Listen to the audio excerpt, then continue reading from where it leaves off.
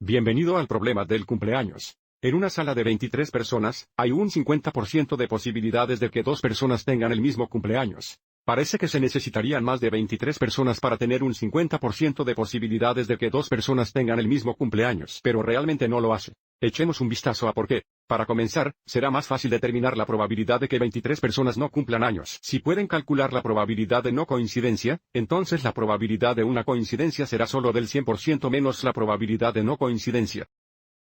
Como ejemplo, si hay un 25% de probabilidad de que un evento no ocurra, entonces hay un 100% menos un 25% o un 75% de probabilidad de que el evento ocurra. Y ahora, consideremos un problema más simple. Comencemos por determinar la probabilidad de que dos personas no tengan un cumpleaños que coincida. Para determinar esta probabilidad, tendrá una probabilidad para cada persona, y luego el producto de las probabilidades nos dará la probabilidad total.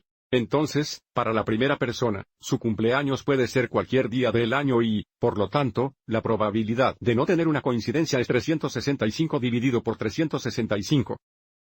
Lo que representa una probabilidad del 100% de que no haya coincidencia para la primera persona porque no hay otros cumpleaños que coincidan, y ahora para la segunda persona, la probabilidad su cumpleaños no coincidirá con la probabilidad de que la primera persona sea 364 dividida por 365.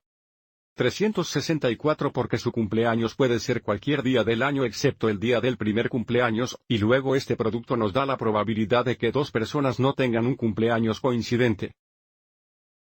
Y ahora si ampliamos esto a la probabilidad de que tres personas no tengan un cumpleaños coincidente, observe cómo las dos primeras fracciones son iguales a la probabilidad de que dos personas no tengan un cumpleaños a juego. Entonces, si se enfocan en esta tercera fracción o la tercera persona, la probabilidad de que su cumpleaños no coincida con las dos primeras personas sería 363 dividida por 365.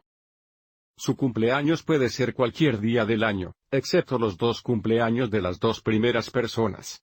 El producto de estas tres fracciones nos da la probabilidad de que tres personas no tengan un cumpleaños que coincida. Si amplían esto a cuatro personas que no tienen un cumpleaños coincidente, observe cómo las tres primeras fracciones son iguales a la probabilidad de que tres personas no tengan un cumpleaños coincidente. Y luego para la cuarta fracción, esto representa la probabilidad de que el cumpleaños de la cuarta persona no coincida con los cumpleaños de las primeras tres personas, lo que da la probabilidad de 362 dividido por 365.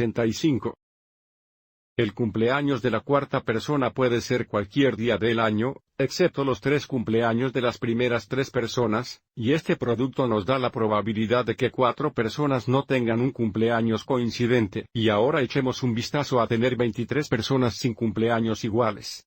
Tendríamos un producto de 23 fracciones, donde la primera fracción es 365 dividida por 365, y la fracción 23 es 343 dividida por 365.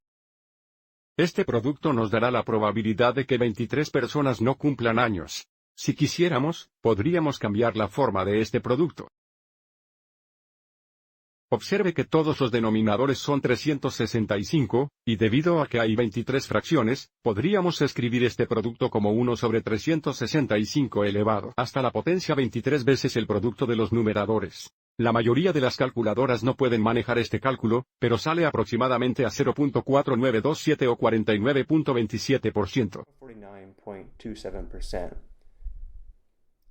Esto significa que la probabilidad de que 23 personas donde al menos dos personas tengan un cumpleaños coincidente sería igual a 1 menos nuestra probabilidad de 23 personas sin cumpleaños coincidentes, y esta diferencia llega a aproximadamente 0.5073 o 50.73%.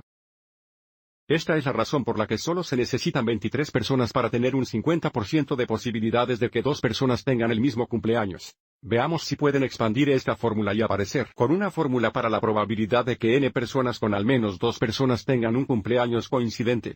Si vuelven a su probabilidad de que 23 personas no tengan un cumpleaños coincidente expresado en este formulario aquí, concentrémonos en escribir este producto usando factoriales. Para un ejemplo más simple, si tenemos 7 factoriales divididos por 4 factoriales y expandimos estos factoriales, observe cómo simplifica.